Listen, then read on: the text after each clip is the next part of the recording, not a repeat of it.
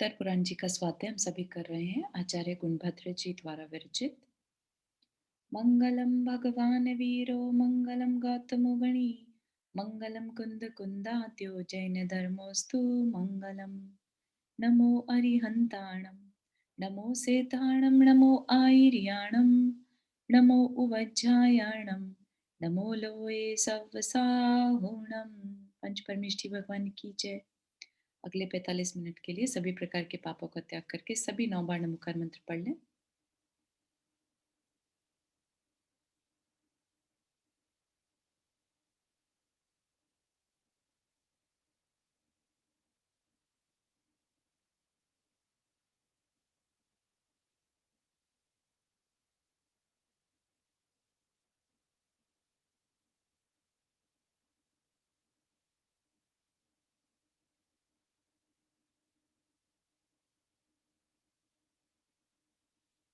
हम्म, तो जीवनधर स्वामी का चरित्र हम सब पढ़ रहे हैं।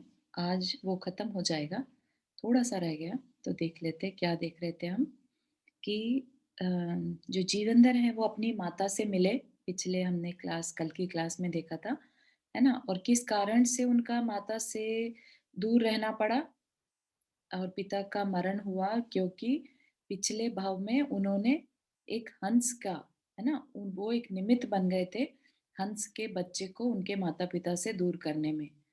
16 दिन तक उन्होंने दूर रखा, इसलिए 16 वर्ष तक उन्हें अपने माता पिता से दूर रहना पड़ा, ऐसा हमने देखा था।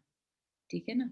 और फिर जब पता चला कि काष्ठांगारिक ने पिता को मारा है, तो उनसे बदला लेने के लिए या उनको युद्ध में हराने के लिए उन्होंने क्या कहा कि ब्राह्मण का रूप धर लिया, है ना। कि भाई मैं अभी इतना सक्षम तो नहीं हूँ, पूरी सेना लेके नहीं जा सकता, तो ब्राह्मण का रूप रखकर उसके नगर में गए। और क्या कहा कि मेरे पास ऐसा मंत्र है जिससे मैं किसी को भी वश में कर सकता हूँ, वशीकरण मंत्र। ठीक है, तो लोगों ने कहा कि अच्छा ऐसा है तो तुम गुणमाला को अपनी दासी बनाकर दिखाओ। तो उस पर ब्राह्मण ने वो स्वीकार कर लिया। ठीक है ना, तो यहाँ तक हमने देखा था। तो आगे देखते हैं कि कैसे वो गुणमाला को अपनी दासी बनाते हैं। मैं क्षण भर में गुणमाला को अपनी घट दासी बना लूंगा, ऐसी प्रतिज्ञा कर वह गुणमाला के घर की ओर चल पड़ा। वहां जाकर तथा एक दासी को बुलाकर उसने कहा कि तुम अपनी मालकिन से कहो कि द्वार पर कोई ब्राह्मण खड़ा है। दासी ने भी अपनी मालकिन को ब्राह्मण की कही हुई बात समझा दी। गुणमाला ने अपनी अनुमति से आए हुए उस वृद्ध ब्राह्मण का यथा योग्य सत्कार कर पूछा कि आप कहाँ से आए हैं और यहाँ से कहाँ जाएंगे।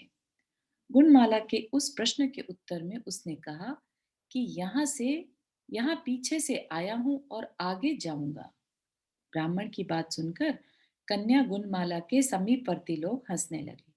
यह देख ब्राह्मण ने भी उनसे कहा कि आप इस तरह आप लोग हंसी ना करें। बुढ़ापा विपरीतता उत्पन्न कर देता है।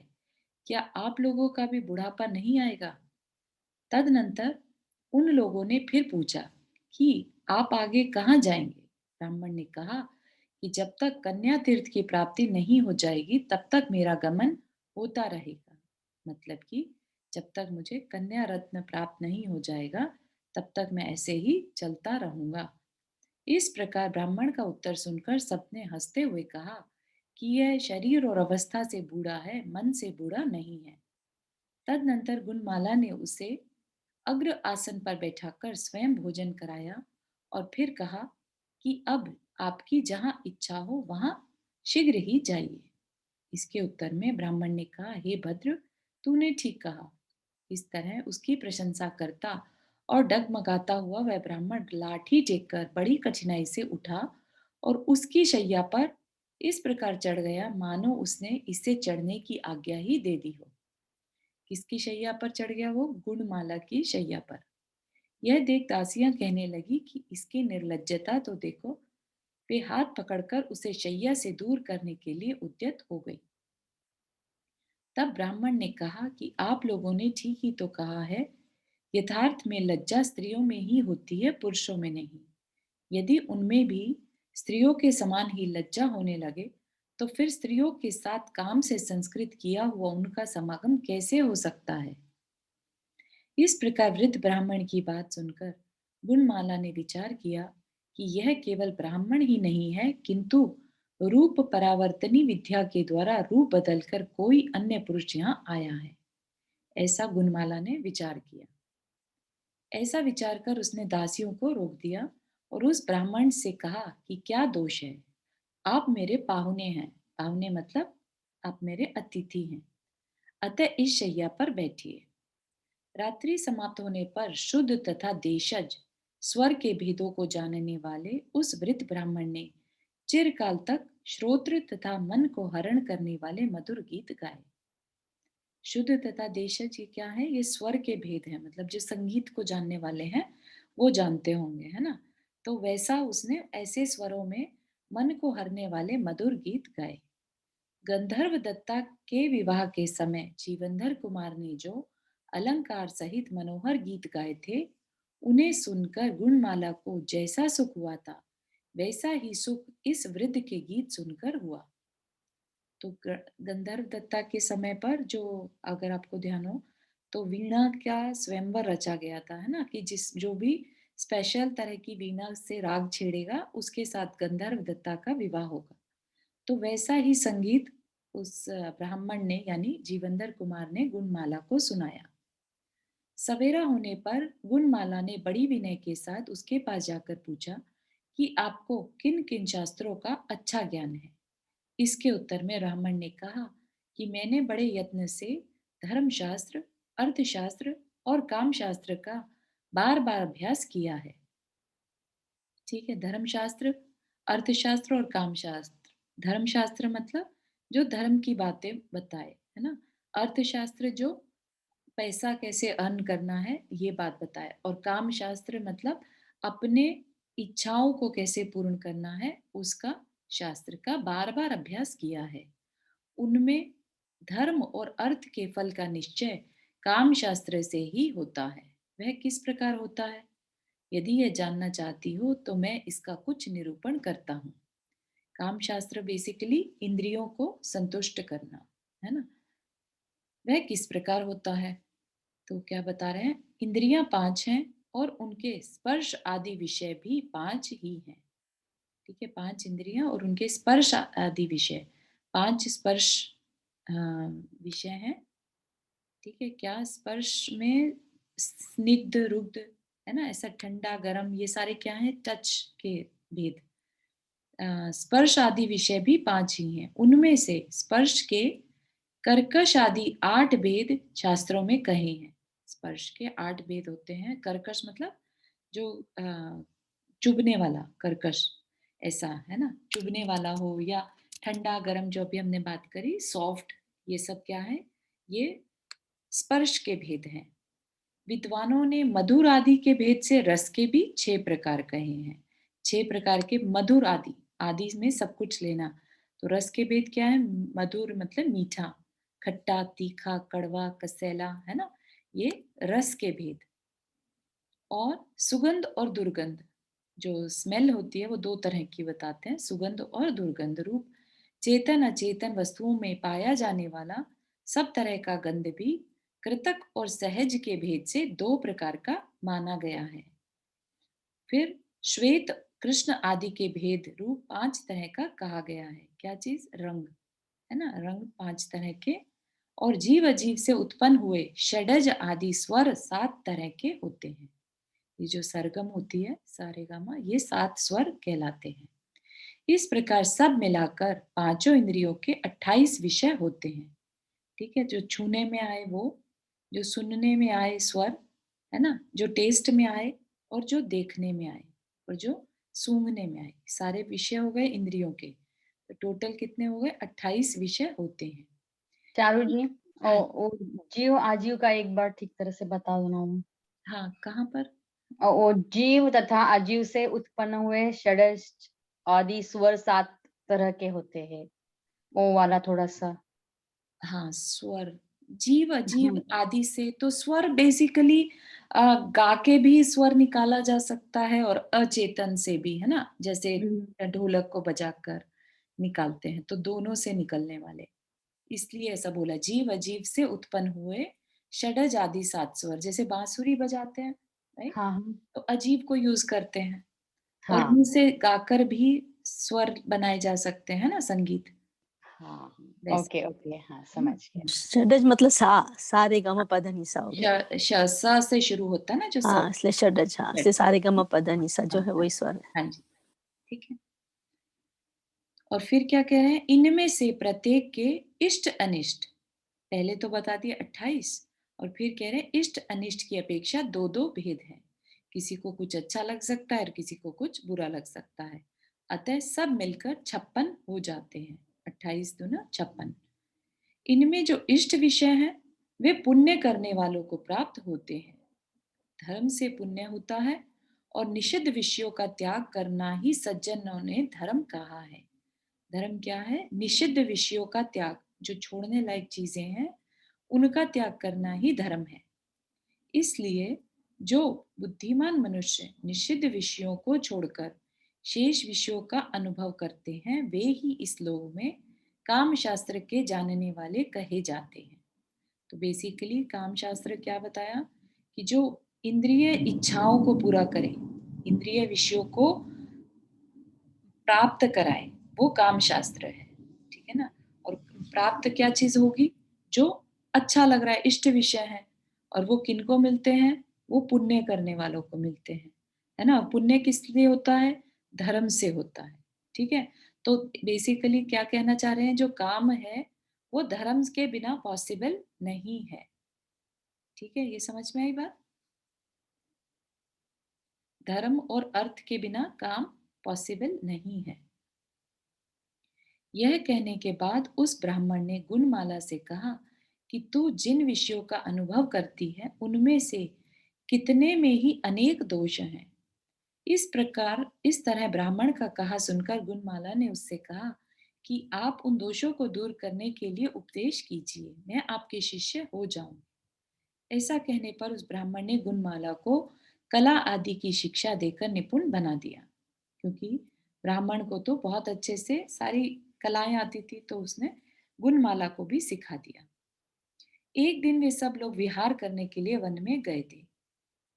हाँ, तो यहाँ पर ये भी है ना बात देखने की, कि पहले जीवंधर कुमार ने एक बार जब दो सखियां आई थी, है ना, उसमें से दूसरी सखी की खुशबू को अच्छा बताया था, तब गुणमाला को बुरा लग गया था, ठीक है ना? तो क्या हुआ कि गुणमाला को इसका मतलब खुशबू की पहचान करनी नहीं आती थी, है ना? तो क्या कहा ब्राह्मण ने, कि तुम्हारे अंदर अभी दोष है, ठीक है ना, कि तुम्हें अभी विषयों का अनुभव करने में दोष है, वह मैं सिखाऊंगा। तो उसने उसे सिखाया और निपुण बना दिया। एक दिन वे सब लोग विहार करने के लिए वन में गए थे। वहां जब वहां जब वह एकांत स्थान में गुणमाला के साथ बैठा था, तब उसने अपना स्वाभाविक रूप दिखा दिया। उसे देखकर कन्या को संशय उत्पन्न हो गया, और वह सती लज्जा सहित चुप बैठ गई। यह देख ब्राह्मण ने सुगंधित चूर्ण से संबंध रखने वाली प्राचीन कथाएं कहकर बहुत ही शीघ्र उसे विश्वास दिला दिया, है ना? क्योंकि यही चूर्ण लेकर वो जीवनधर कुमार के पास आई थी कभी, है ना? तो वो याद दिलाने से उसे रियलाइज हो गया कि हाँ, ये वही है। तदनंतर वह उसी ब्राह्मण का रूप धारण कर पुष्प शैया पर बैठ गया, और गुणमाला भी स्नेहवश उसके पैर दबाने लगी। यह देख वह सब राजकुमार आश्चर्य में पड़कर ब्राह्मण के मंत्र आदि की स्तुति करने लगे। इसके बाद ब्राह्मण वेशधारी जीवंदर कुमार वन से अपने घर आ गए, और गुणमाला ने भी अपने माता पिता से जीवंदर कुमार के आने का समाचार कह दिया। निदान, निदान का मतलब बदले में या उसके कारण, उसके माता पिता ने विधि पूर्वक विवाह कर उसे जीवंदर कुमार की प्रिया बना दी। इसके बाद वह जीवंदर कुछ दिन तक वहीं पर गुणमाला के साथ रहा, और सब भाई बंधुओं के साथ सुख का उपभोग करता रहा। तदनंतर सब लोग जिनके बड़े भारी भाग्य की प्रशंसा कर रहे थे, ऐसे उत्कृष्ट वैभव को धारण करने वाले जीवंधर कुमार ने विजयगिरी नामक गंध गज पर सवार होकर चतुरंग सेना के साथ गंधोटकट के घर में प्रवेश किया। गंधोटकट कौन था? जिसने उसे पालकर बड़ा किया था, ठीक है, सेठ। है ना। इस उत्सव की बात सुनकर काष्ठांगारिक बहुत कुपित हुआ। वह कहने लगा कि देखो, उन्मत्त हुआ यह वैश्य का लड़का मुझसे कुछ भी नहीं डरता। इस प्रकार कहकर वह प्रकट रीति से क्रोध करने लगा। यह देख श्रेष्ठ मंत्री ने उसे समझाया कि ये जीवंधर कुमार है, पुण्य के उदय से इन्हें अभ्युदय की प्राप्ति हुई है। साक्षात लक्ष्मी के समान गंधर्व दत्ता से सहित है। यक्ष रूपी अखंड मित्र ने इसकी वृद्धि की है। मधुर आदि अनेक मित्रों से सहित है, अतः महान है और अजय पराक्रम के धारक हैं, इसलिए इनके साथ द्वेष करना योग्य नहीं है ना। कि इस समय इसकी शक्ति बहुत है, इससे द्वेष मत करो। फिर बलवान के साथ युद्ध करने का कोई कारण भी नहीं है। इत्यादि युक्तिपूर्ण वचनों के द्वारा मंत्रियों ने काष्ठांगारी को शीघ्र ही शांत कर दिया। सुधर्माचार्य राजा श्रेणिक से कहते हैं कि अब इससे भिन्न एक दूसरी प्रकृत कथा और कहता हूं। तो एक कथा और है, देखते हैं। विदेह क्षेत्र में एक विदेह नाम का, एक चीज पूछ लूँ, हाँ, ये गुणमाला किसकी लड़की है? गुणमाला किसी की लड़की नहीं है, वहां पर कि नगर में एक रहती थी कन्या। हाँ, तो इस उसको, तो मतलब उसको उसी उसी को क्यों उन्होंने बोला कि इसको अपने उसमें वश कर सकते हो तो बताओ? हाँ, क्योंकि वो पुरुषों से हेट करती थी। हाँ, वो तो पता था। हाँ, तो जीवंधर कुमार ने जब उसको उसके चूरन को नहीं पसंद किया और उसकी हाँ, सखी के चूरन को पसंद कर लिया था, हाँ, तब वो तो याद है, हाँ, तब स्टोरी आपने उसको बताई। सभी पुरुषों से हाँ, द्वेष हो गया। हाँ, एक क्वेश्चन और थे, गंधर्व दत्ता कौन थी? गंधर्व दत्ता विद्याधर की पुत्री थी। विद्याधर जिससे शादी हुई इनकी ना? हाँ हाँ। हम्म, ठीक है, तो अब एक और कहानी पैरेलल में है। तो इसका जो चूरन के लिए उसने बोला था चारू, तो फिर क्या हुआ बाद में? चूरन के लिए इसने उसको मना कर दिया था ना, तो गंधर्व दत्त गुणमाला जो है, उसकी जो दूसरी सखी थी उसके साथ तो विवाह कर लिया था, हाँ, हाँ है ना। वो पता आगे, हाँ अभी आज क्या हुआ उसमें? आज में फिर गुणमाला को उसने प्रसन्न कर लिया। ठीक ठीक है, है, कैसे हाँ। कर लिया कि उसको अच्छे अच्छे वाद्य वगैरह इंद्रिय विषय बताए, है ना, उसको गाने सुनाए और उसको लगा कि ये भेष धारण करे हुए ब्राह्मण है, गुणमाला को ऐसा लगा, है ना। हाँ, तो उसने फिर बाद में दिखा भी दिया कि हाँ, मैंने वेश धारण किया हुआ है। और ये अच्छा। ऊपर जो आपने धर्म का रूप काम के वो उसकी वो करता है, वो चीज एक लाइन नहीं समझ आई। हाँ, हाँ, उनमें ये चीज धर्म और अर्थ के हाँ, पद का निश्चय हाँ, काम शास्त्र से ही होता है। नहीं तो मतलब कि इसके आगे भी वह किस जो प्रकार उन्होंने होता है ये। कर्म, हाँ, जब उन्होंने धर्म धर्म ही बोला था ना उसको। हाँ, तो क्या बता रहे हैं यहाँ पर कि हम्म, 3 प्रकार के पुरुषार्थ हैं, ठीक है ना? तो हम्म, किसने कितना धर्म और अर्थ किया है, उसका फल हम्म, कैसे पता चलता है? उसको मिलने वाले इंद्रिय सुखों से, अच्छा, ठीक है ना? इसलिए काम शास्त्र बोला क्योंकि उसको। इंद्रिय सुख किसको मिलते हैं? जिसके पास पुण्य है, और पुण्य हम्म, कैसे मिलता है? धर्म से, ठीक है ना? हम्म, तो पुण्य के लिए धर्म होना ज़रूरी है, तो इसलिए काम शास्त्र से धर्म और अर्थ का फल का निश्चय होता है, ठीक है? हाँ, कि हमने अच्छा धर्म किया होगा तो आज अच्छे काम के साधन मिल रहे हैं। और काम क्या, फिर उन्होंने बताया कि जो हमारे 5 इंद्रिय के विषय हैं, उनमें जो 5 उनके जो मीनिंग उनके भेद हैं, भेद प्रभेद हाँ, बताए ना, तो हाँ, 28 भेद बना दिए, है ना। हम्म, अच्छा संगीत सुनना, अच्छी ध्वनि का सुनना, अच्छी सुगंध का सूंघना, ये सब क्या है? ये इंद्रिय विषय वेद है, है इंद्रियों के विषय, हाँ, है ना। और ये किसको मिलते हैं? लेट से किसी को मखमल का बेड मिला है या चलने के लिए पुण्य, कानून मिला हाँ, है, तो ये स्पर्श इंद्रिय के विषय हो गए। और ये हाँ, किसको मिलते हैं? पुण्यशाली को मिलेंगे, जो हम्म, सॉफ्ट है ना। तो पुण्य कहाँ से आया? धर्म की क्रियाओं से। धर्म आज और अर्थ से। आज जो जीवंदर कुमार को इतना पुण्य मिला है, वो किस लिए मिला? पिछले भव में उन्होंने जो साधना की थी, है ना, जिसकी हाँ, वजह से वो अच्युत स्वर्ग में गए थे, राइट। हाँ, जो भी स्वर्ग, अभी मुझे एग्जैक्ट याद नहीं है, सहस्त्रार हाँ, स्वर्ग या अच्युत स्वर्ग में गए थे, जहाँ 18 सागर तक उन्होंने खूब पुण्य को भोगा और फिर वहां से च्युत होकर जीवंधर कुमार का जीव बने, है ना। तो वो किसका, सब धर्म का ही समझ फल गया। है, ठीक। कि आज अच्छे इंद्रिय साधन मिल रहे हैं उन्हें। Thank you. तो फिर अब दूसरी कहानी क्या बता रहे हैं कि विदेह देश में एक विदेह नाम का प्रसिद्ध नगर है। राजा गोपेंद्र उसकी रक्षा करते हैं। शत्रुओं को नष्ट करने वाले राजा गोपेंद्र की रानी का नाम पृथ्वी सुंदरी है। उन दोनों के एक रत्नवती नाम की कन्या है।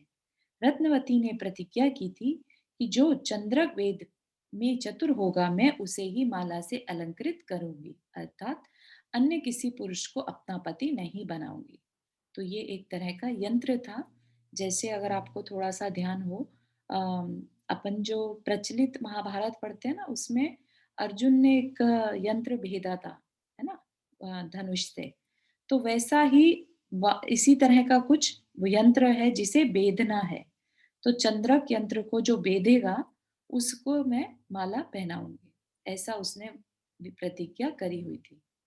कन्या की ऐसी प्रतिज्ञा जानकर उसके पिता ने विचार किया कि इस समय धनुर्वेद को जानने वाले और अतिशय ऐश्वर्यशाली जीवंदर कुमार ही हैं, अतः उनके पास ही यह कन्या लिए जाता हूँ। ऐसा विचार कर वह राजा कन्या को साथ लेकर अपनी सब सेना के साथ साथ राजपुर नगर पहुंचा और वहां जाकर उसने स्वयंवर विधि की घोषणा करा दी। उस घोषणा को सुनकर सभी भूमि गोचरी और विद्याधर राजा उस कन्या के साथ विवाह करने के लिए राजपुर नगर में जा पहुंचे। स्वयंवर के समय उस चंद्रक यंत्र के बेदने में अनेक राजा स्खलित हो गए, यानी चूक गए। उन्हें देख जीवंदर कुमार उठे। सबसे पहले उन्होंने सिद्ध परमेष्ठी को नमस्कार किया, फिर अपने गुरु आर्यवर्मा की विनय की और फिर जिस प्रकार बाल सूर्य उदयाचल के शिखर पर आरूढ़ होता है उसी प्रकार उस चक्र पर आरूढ़ हो गए। उस समय वे अतिशय देदीप्यमान हो रहे थे। उन्होंने बिना किसी भूल के चंद्रक यंत्र का भेद कर दिया और दिशाओं के तट तक गूंजने वाला सिंहनाद किया।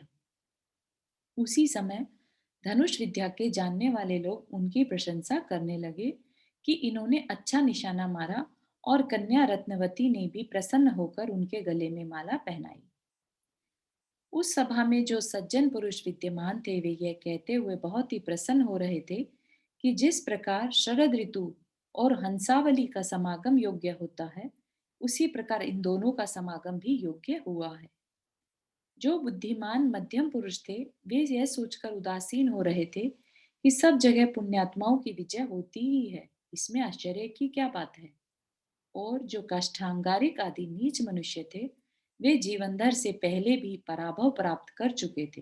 पराभव मतलब हार को प्राप्त कर चुके थे, अतः उस सब पराभव का स्मरण कर दुष्ट क्रोध से प्रेरित हो रहे थे। तो तीन तरह के लोग बता दिए, है ना, कि जो बुद्धिमान थे, सज्जन थे, वो क्या कर रहे हैं, सपोर्ट कर रहे हैं, अनुमोदना कर रहे हैं, ठीक है ना।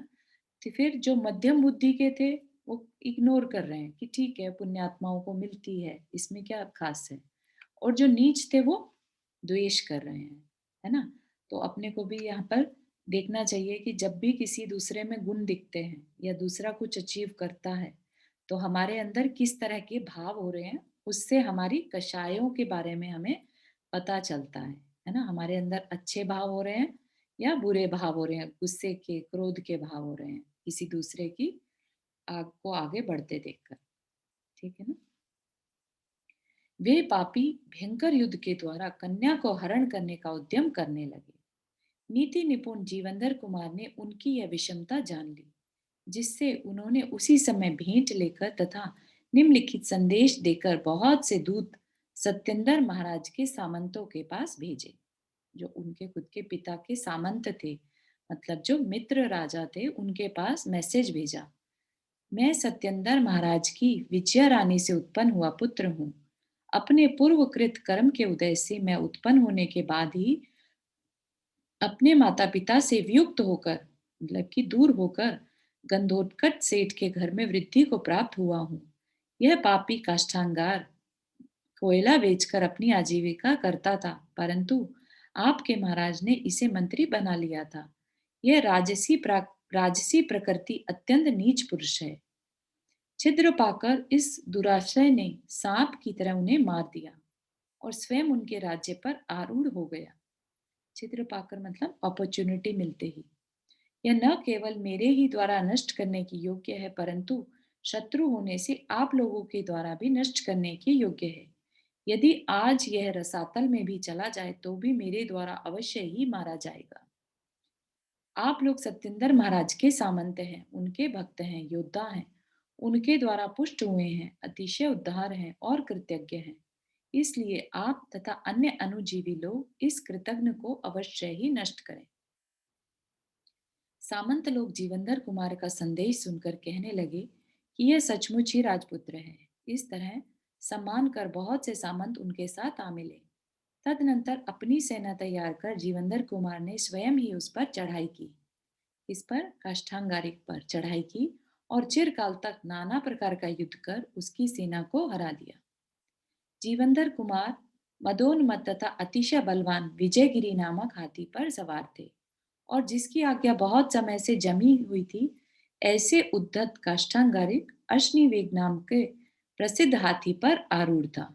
जीवंधर कुमार ने क्रोध में आकर चक्र से शत्रु काष्ठांगारिक को मार गिराया। यह देख उसकी सेना भय से भागने लगी। तब जीवंधर कुमार ने अभय घोषणा कर सबको आश्वासन दिया। तदनंतर कुमार ने अपने सब भाई बंधुओं को बुलाया और सबको नम्र देखकर उस काल के योग्य संभाषण आदि के द्वारा सबको हर्ष प्राप्त कराया। मतलब सबको बताया कि अब काष्ठांगारिक मारा गया और वह बेसिकली राजा का पुत्र था, है ना। बाकियों को नहीं पता था ये बात, तो अब सबको बताया। इसके बाद जिनेंद्र भगवान की पूजा कर उत्तम मांगलिक क्रियाएं की गईं और फिर यक्ष तथा सब राजाओं ने मिलकर जीवंधर कुमार का राज्य अभिषेक किया। तदनंतर रत्नावती के साथ विवाह का महोत्सव प्राप्त कर गंधर्व दत्ता को महारानी का पट्टबंध बांधा। नंदाड़े आदि जाकर माता विजया को तथा हेमाभा आदि अन्य स्त्रियों को ले आए, है ना। जो जहां जहां उसने विवाह किए थे वहां वहां जाकर सब उसकी स्त्रियों को ले आए। उन सबके साथ जीवंधर कुमार परम ऐश्वर्य को प्राप्त हुए। उस समय वे अतिशय बलवान थे और जिसके समस्त शत्रु नष्ट कर दिए गए हैं, ऐसी समस्त प्रजा का नीति पूर्वक पालन करते थे। अपने पुण्य के फल स्वरूप अनायास ही प्राप्त हुए इष्ट भोगों का लीला पूर्वक उपभोग करते हुए सुख से रहते थे। किसी एक समय महाराज जीवंधर सुरमलय नामक उद्यान में विहार कर रहे थे कि वहां पर उन्होंने वर धर्म नामक मुनिराज के दर्शन किए। उनके समीप जाकर नमस्कार किया, उनसे तत्वों का स्वरूप जाना और व्रत लेकर सम्यक दर्शन को निर्मल किया। मतलब कि उन्होंने अब साधना शुरू कर दी। नंदाड़य आदि भाइयों ने भी सम्यक दर्शन व्रत और शील धारण किए। इस प्रकार जीवंधर महाराज अपने इन आप्तजनों के साथ सुख से समय बिताने लगे। आप्तजन मतलब अपने परिवारजनों के साथ। तदनंतर वे किसी एक दिन अशोक वन में गए। वहां पर जिनकी क्रोध अग्नि प्रज्वलित हो रही थी, ऐसे दो बंदरों के झुंडों को परस्पर लड़ते हुए देख संसार से विरक्त हो गए। उसी वन के मध्य में एक प्रशस्त वंक नाम के चारण मुनि विराजमान थे। इसलिए जीवंधर महाराज ने बड़े आदर से उनके दर्शन किए और पहले सुने अनुसार अपने पूर्व भवों की परंपरा सुनी, है ना। जो कहानी हमने सुनी थी, इस तरह से वो हंस के बच्चे को उन्होंने दूर किया था, जिसके कारण उन्हें ये सब सहन करना पड़ा, है ना। तो वो कहानी उन्होंने फिर से सुनी। तदनंतर उन्होंने जिन पूजा कर अपनी विशुद्धता बढ़ाई। अपनी विशुद्धता बढ़ाई मतलब अपने मन की विशुद्धता, मतलब और अपनी कषायों को कम किया। फिर उसी सुरमलय विद्यान में श्री वीरनाथ जिनेन्द्र का आगमन सुना। सुनते ही बड़े वैभव के साथ वहां जाकर उन्होंने परमेश्वर की पूजा की। वीरनाथ जिनेन्द्र का आगमन मतलब भगवान महावीर का आगमन सुना और गंधर्व दत्ता महादेवी के पुत्र वसुंधर कुमार के लिए विधि पूर्वक राज्य दिया। जिनका मोह शांत हो गया और जिनका मन अतिशय विशाल है, ऐसे उस जीवंधर महाराज ने अपने मामा आदि राजाओं और नंदाड़य मधुर आदि भाइयों के साथ परिग्रह का त्याग कर संयम धारण कर लिया। सो ठीक ही है, क्योंकि जो राजा लोग भोग भोग चुकते हैं, वे अंत में आकांक्षा रहित हो ही जाते हैं। सम्यक दर्शन को धारण करने वाली गंधर्व दत्ता आदि 8 रानियों ने तथा उन रानियों की माताओं ने सत्येंद्र महाराज की महादेवी विजया के साथ चंदना आरिका के समीप उत्कृष्ट संयम धारण कर लिया, सो ठीक ही है, क्योंकि एक ही बड़ा पुरुष अनेक लोगों की अर्थ सिद्धि का कारण हो सकता है। आई थिंक यहाँ पर धर्म सिद्धि है ना, धर्म सिद्धि का कारण हो जाता है। सुधर्माचार्य राजा श्रेणिक से कहते हैं, हे राजन, तूने जिनके विषय में पूछा था ये वही जीवनधर मुनिराज हैं। ये बड़े तपस्वी हैं और इस समय श्रुत केवली हैं। श्रुत केवली मतलब सारे श्रुत को जानने वाले। घातिया कर्मों को नष्ट कर ये अनगार केवली होंगे, है ना, केवल ज्ञान को प्राप्त करेंगे और श्री महावीर भगवान के साथ विहार कर उनके मोक्ष चले जाने के बाद विपुलाचल पर्वत पर समस्त कर्मों को नष्ट कर मोक्ष का उत्कृष्ट सुख प्राप्त करेंगे। यानी वहां से अष्ट गुणों से संपूर्ण कृत कृत्य और निरंजन कर्म कालिमा से रहित हो जाएंगे। ये श्रेणिक राजा को सुधर्माचार्य ने बताया, है ना। इस प्रकार सुधर्माचार्य गणधर के वचनामृत का पान राजा श्रेणिक बहुत ही संतुष्ट हुआ। सो ठीक ही है, क्योंकि धर्म किसकी प्रीति के लिए नहीं होता। चारू, ये अनकार केवली क्या हुआ? हाँ, आगार होता है जिसने ग्रह होता है, जिसके पास, है ना। अनगार जिस पे ग्रह नहीं होता, सब कुछ ओके, छोड़ देने वाले। ठीक है, ओके, थैंक यू। हम्म। जिन्होंने पूर्व पुण्य कर्म के उदय से अन्य लोगों को दुर्लभ 8 कन्याएं प्राप्त की, है ना। पूर्व पुण्य के उदय से ही तो मिल रही थी, बार बार हर जगह जा रहे थे, वहां अच्छी अच्छी कन्या, दुर्लभ कन्याएं प्राप्त हो रही थी, है ना, जिन्होंने बड़ी विचित्र प्रतिज्ञाएं कर रखी थी स्वयंवर के लिए। ऐसी 8 कन्या उन्हें प्राप्त हुई थी, किस कारण से? पूर्व पुण्य कर्म के उदय से। जिन्होंने पिता का घात करने वाले शत्रुओं को युद्ध में परलोक पहुंचाया, जिन्होंने दीक्षा लेकर कर्म रूपी अंधकार को नष्ट किया और जो मुक्ति रूपी लक्ष्मी से सुशोभित हुए, ऐसे लक्ष्मीपति श्री जीवंदर स्वामी को मैं हाथ जोड़कर नमस्कार करता हूँ। जीवंदर कुमार ने पूर्व भव में मूर्खता से दया को दूर कर हंस के बच्चे को 16 दिन तक उसके माता पिता से अलग रखा था, इसलिए उन्हें अपने कुटुंब से अलग रहना पड़ा था। अतः हे भवजनों, पाप को दूर से ही छोड़ो। देखो, कहाँ तो पिता राजा सत्येंद्र की मृत्यु, कहाँ शमशान में जन्म लेना, कहाँ वैश्य के घर जाकर पलना, कहाँ अपने द्वारा यक्ष का उपकार होना, कहाँ वह अभ्युदय की प्राप्ति और कहाँ शत्रु का घात। इन जीवनधर महाराज में ही यह विचित्र कर्मों का विपाक है। इस प्रकार यहाँ पर जीवनधर स्वामी के चरित्र का वर्णन करने वाला पर्व पूर्ण हुआ, है ना। कितना सुंदर उनका चरित्र रहा, बहुत सीखने को मिला। किसी को कोई क्वेश्चन?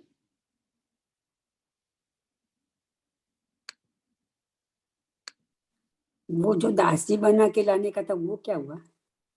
दासी बना के लाने का गुणमाला को, हाँ, गुणमाला से तो विवाह कर लिया ना। अच्छा। आपने आगार क्या बताया? अनगार, अनगार हाँ, जिसका अब कुछ बंधन नहीं है। अच्छा। अनगार एक तरह से शरीर भी बंधन ही है ना। हाँ, तो अनगार केवली सब कुछ छोड़ इसके पहले था। हाँ, हाँ, यहाँ पर था ना अनगार। हाँ, ये था। घातिया कर्मों को नष्ट कर ये अनगार केवली होंगे और श्री महावीर भगवान के साथ विहार कर उनके मोक्ष चले जाने के बाद। अभी श्रुत केवली हैं, बाद में अच्छा। अनगार केवली होंगे। हाँ, श्रुत केवली वो होते हैं जिन्हें सारे श्रुत का ज्ञान रहता है, लेकिन अभी केवल ज्ञान नहीं हुआ। ठीक है, ये नया अभी शुरू करें या नेक्स्ट वीक से शुरू करें? आगे का 15 मिनट है चारू जी, करो ना। ठीक है, देख लेते हैं। अतनंतर सुर असुरों से घिरे हुए भगवान महावीर अनेक देशों में विहार कर किसी दिन फिर उसी राजगृह नगरी में आ पहुंचे। 12 सभाओं से पूज्य वे भगवान विपुलाचल पर्वत पर विराजमान हुए। राजा श्रेणिक उनकी स्तुति के लिए गया। जाते समय उसने एक वृक्ष के नीचे शिलातल पर विराजमान धर्मरुचि नाम के मुनिराज को देखा। वे मुनिराज निस्तरंग समुद्र के समान निश्चल थे, दीपक के समान निष्कंप थे और जल सहित मेघ के समान उन्नत थे। उन्होंने इंद्रियों के व्यापार को जीत लिया था। वे पर्यंक आसन से विराजमान थे। श्वासोच्छ्वास को उन्होंने थोड़ा रोक रखा था और नेत्र कुछ बंद कर लिए थे। कैसे? बेसिकली बहुत शांत होकर ध्यान में लगे थे, है ना? इस तरह से बताया है कि कितने ध्यान में लगे थे। इस प्रकार ध्यान करते हुए मुनिराज को देखकर श्रेणिक ने उनकी वंदना की, परंतु मुनिराज का मुख कुछ विकृत हो रहा था। मतलब कि मुंह देखकर ऐसा लग रहा था कि उनके मुख में कुछ विकृति आ रही है। इसलिए उसे देखकर श्रेणी को कुछ शंका उत्पन्न हुई। वहां से चलकर वह भगवान महावीर जिनेन्द्र के समीप पहुंचा। वहां उसने हाथ जोड़कर उनकी स्तुति की। फिर गौतम गणधर की स्तुति कर उनसे पूछा, हे प्रभु, मैंने मार्ग में एक तपस्वी मुनिराज देखे हैं। वे ध्यान कर रहे हैं, मानो उनका रूप धारण कर साक्षात ध्यान ही विराजमान हो। हे नाथ, वे कौन है? यह जानने का मुझे बड़ा कौतुक हो रहा है, सो कृपा कर कहिए। इस प्रकार राजा श्रेणी के द्वारा पूछे जाने पर वचनों के स्वामी श्री गणधर भगवान इस प्रकार कहने लगे। तो उन धर्म रुचि महाराज की कहानी बता रहे हैं। इसी भरत क्षेत्र के अंग देश में सर्व वस्तुओं से सहित एक चंपा नाम की नगरी है। उसमें राजा श्वेत वाहन राज्य करता था। इन्हीं भगवान महावीर स्वामी से धर्म का स्वरूप सुनकर उसका चित्त तीनों प्रकार के वैराग्य से भर गया। इससे जिससे इसने विमल वाहन नामक अपने पुत्र के लिए राज्य का भार सौंपकर बहुत लोगों के साथ संयम धारण कर लिया। बहुत दिन तक मुनियों के समूह के साथ विहार कर अखंड संयम को धारण करते हुए वे मुनिराज यहाँ आ विराजमान हुए हैं। अखंड संयम मतलब जिसको अब वो छोड़ नहीं रहे हैं, है ना, न छोड़ने लायक संयम को। ये 10 धर्मों में सदा प्रेम रखते थे, इसलिए लोगों के द्वारा धर्म रुचि के नाम से प्रसिद्ध हुए हैं। सो ठीक ही है, क्योंकि मित्रता वही है जो सर्व जीवों में होती है। आज ये मुनि 1 महीने के उपवास के बाद नगर में भिक्षा के लिए गए थे। वहां 3 मनुष्य मिलकर इनके पास आए। उनमें से एक मनुष्य मनुष्यों के लक्षण शास्त्र का जानकार था। उसने इन मुनिराज को देखकर कहा कि इनके लक्षण तो साम्राज्य पदवी के कारण है, परंतु ये भिक्षा के लिए भटकते फिरते हैं। मतलब क्या कहा कि इनका जो लक्षण है, इनके शरीर की जो आभा है या उनके जो लक्षण क्या बता रहे हैं कि ये तो राज्य करने लायक है, ठीक है, लेकिन ये क्या कर रहे हैं? भिक्षा के लिए भटक रहे हैं। इसलिए शास्त्र में जो कहा है वह झूठ मालूम होता है। कौन से शास्त्र में? समुद्रिक शास्त्र में, लक्षण शास्त्र में। इसके उत्तर में दूसरे मनुष्य ने कहा कि शास्त्र में जो कहा गया है वह झूठ नहीं है। ये साम्राज्य तंत्र का त्याग कर ऋषि हो गए। किसी कारण से विरक्त होकर इन्होंने अपना राज्य का भार बालक यानी छोटे ही वय को धारण करने वाले अपने पुत्र के लिए दे दिया और स्वयं विरक्त होकर इस प्रकार तपश्चरण कर रहे हैं। मतलब कि छोटे से बालक को राज्य संभलवा कर और ये अपना विरक्त हो गए और तपस्या करने लगे। इसके वचन सुनकर तीसरा मनुष्य बोला कि इसका तप पाप का कारण है, अतः इससे क्या लाभ है? क्यों ऐसा कहा? यह बड़ा दुरात्मा है, इसलिए दया छोड़कर लोक व्यवहार से अनभिज्ञ असमर्थ बालक को राज्य भार सौंपकर केवल अपना स्वार्थ सिद्ध करने के लिए यहाँ तप करने के लिए आया है। तो जो तीसरा है वो क्या कह रहा है कि इसने समझदारी का काम नहीं किया, अपने स्वार्थ के देखा बस और बालक को राज्य सौंप दिया। वहां पर मंत्री आदि सब लोगों ने उस बालक को सांकल से बांध रखा है और राज्य का विभाग कर पापी लोग इच्छा अनुसार स्वयं उसका उपभोग करने लगे हैं। तीसरे मनुष्य के उक्त वचन सुनकर इन मुनि का हृदय स्नेह और मान से प्रेरित हो उठा, जिससे वे भोजन किए बिना ही नगर से लौटकर वन के मध्य में वृक्ष के नीचे आ बैठे हैं। बाह्य कारणों के मिलने से उनके अंतःकरण में तीव्र अनुभाग वाले क्रोध कषाय के स्पर्धकों का उदय हो रहा है। मतलब कि वो जो आवाजें सुनी है ना, 3 मनुष्य ने जो जो कहा उसके निमित्त से ना तो उन्होंने भोजन किया, सुनने के बाद उनके अंदर क्या हुआ? मान का उदय हो गया। मुनिराज के अंदर मान का उदय हो गया, स्नेह का उदय हो गया, अपने पुत्र के लिए स्नेह। और क्या हो गया? उनके अंतःकरण में तीव्र अनुभाग वाले क्रोध कषाय के स्पर्धक तीव्र कषाय उत्पन्न हो गई। संक्लेश रूप परिणामों से उनके 3 अशुभ लेशाओं की वृद्धि हो रही है। क्योंकि वो तो क्या है, अवधि ज्ञानी है, जो बता रहे हैं, है ना, गौतम गंधर्व। तो कह रहे हैं कि ऐसा उनके अंदर चल रहा है ना। जिस मुख पे विकृति देखी थी, जो भाव देखे थे, वो विकृति के भाव थे, तो अंदर ही अंदर क्रोध भाव बढ़ रहा था। उनके 3 अशुभ लेशाओं की वृद्धि हो रही है। जो मंत्री आदि प्रतिकूल हो गए, उनमें हिंसा आदि सब प्रकार के निग्रहों का चिंतन करते हुए वे संरक्षणानंद नामक रौद्र ध्यान में प्रविष्ट हो रहे हैं कि मैं विषयों का संरक्षण करूं, मैं अपने पुत्र को बचाऊं। ऐसा अंदर में रौद्र ध्यान हो रहा है कि मैं सबको मार रहा हूं, है ना, मैं मंत्रियों को मजा चखा रहा हूं, ऐसा कर करके मजा ले रहे हैं अंदर ही अंदर ध्यान में ही। यदि अब आगे अंतर मुहूर्त तक उनकी ऐसी ही स्थिति रही तो वे नरक आयु का बंद करने के योग्य हो जाएंगे। इसलिए हे श्रेणिक, तू शीघ्र ही जाकर उसे समझा दे और कह दे कि हे साधो, शीघ्र ही यह अशुभ ध्यान छोड़ो, क्रोध रूपी अग्नि को शांत करो, मोह के जाल को दूर करो, मोक्ष का कारण भूत जो संयम तुमने छोड़ रखा है उसे फिर से ग्रहण करो। यह स्त्री पुत्र तथा भाई आदि का संबंध अमनोज्ञ है और संसार का बढ़ाने वाला है, इत्यादि युक्तिपूर्ण वचनों से तू उनका स्थितिकरण कर, है ना। किसी के अंदर में वैराग्य के तीव्र भाव हुए और आज वापस से सारा कुछ छोड़कर उन्हीं संसार में फंसने की भाव चल रहे हैं, तो जो गौतम गंधर्व है वो क्या कह रहे हैं, जाकर संबोधन कर।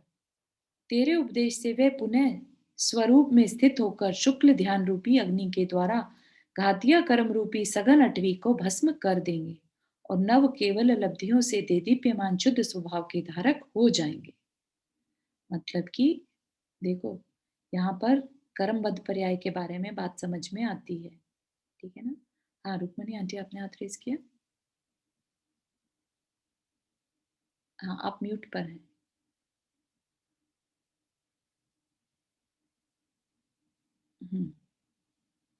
तो यहाँ पर क्या बात समझ में आती है कि कहते हैं ना कि भाई जो होना है सो होगा, है ना, हमें क्या। तो हाँ, 1 सेकंड बोलूँ चारू, मेरे वो म्यूट ही रह गया था। जी जी बोलिए।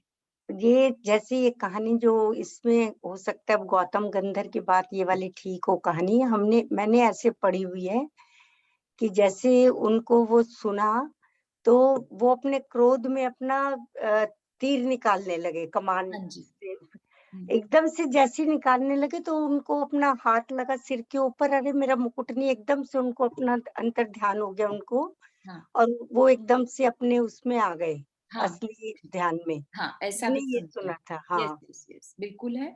लेकिन यहाँ पर देखने वाली चीज ये है ना, दोनों कहानियों में भाव दशा बहुत एकदम से इतनी हो गई कि नरक का बंद भी कर सकते थे, और हाँ संभालने पर ऐसी भी हो गई कि मोक्ष जाने वाले भाव भी हो गए, है ना।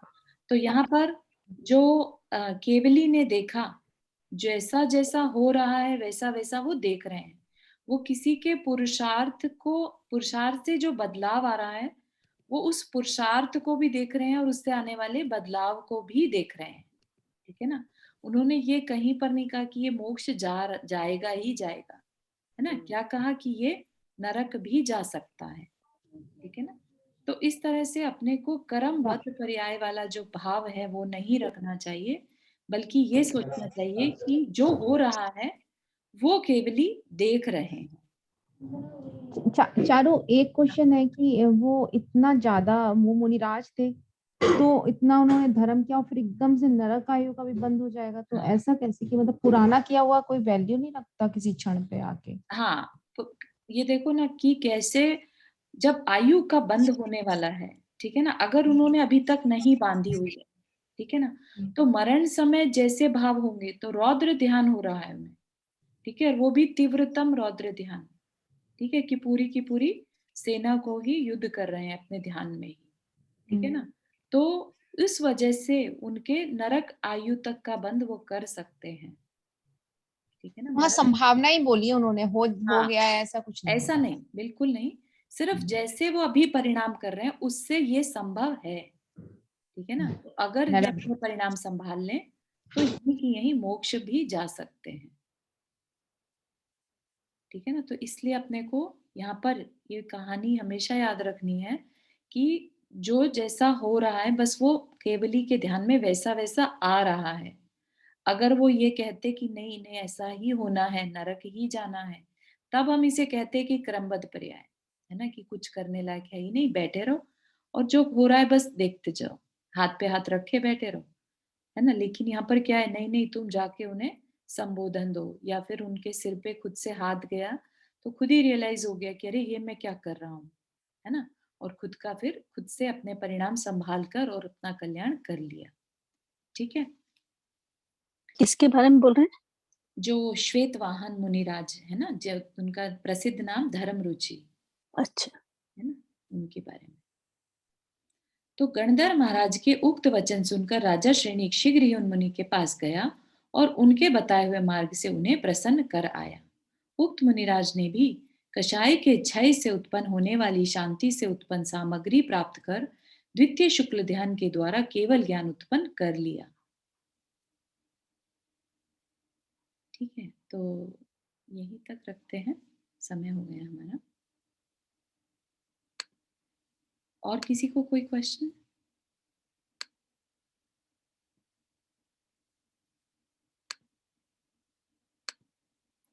तो मैंने देखा था एक्चुअली 600 पेजेस तक है, वी आर एट 556 राइट, तो 40 मोर पेजेस बचे हैं हमारे इसके, तो जल्दी ही अच्छा, हो जाना ये है। रौद्र ध्यान मतलब अपने अंदर, अपने लिए गुस्सा आ रहा है ना उनको? नहीं, अब तो केवल ज्ञान उत्पन्न कर लिया नहीं ना। नहीं, ये जब रौद्र ध्यान बोलते हैं मतलब अपने लिए, मतलब हाँ, कंफ्यूज आता है कई बार। रौद्र ध्यान का मतलब होता है दूसरों को दुख पहुंचाकर खुश होना, खुश होना, हाँ, अच्छा। प्रसन्न हाँ, होना।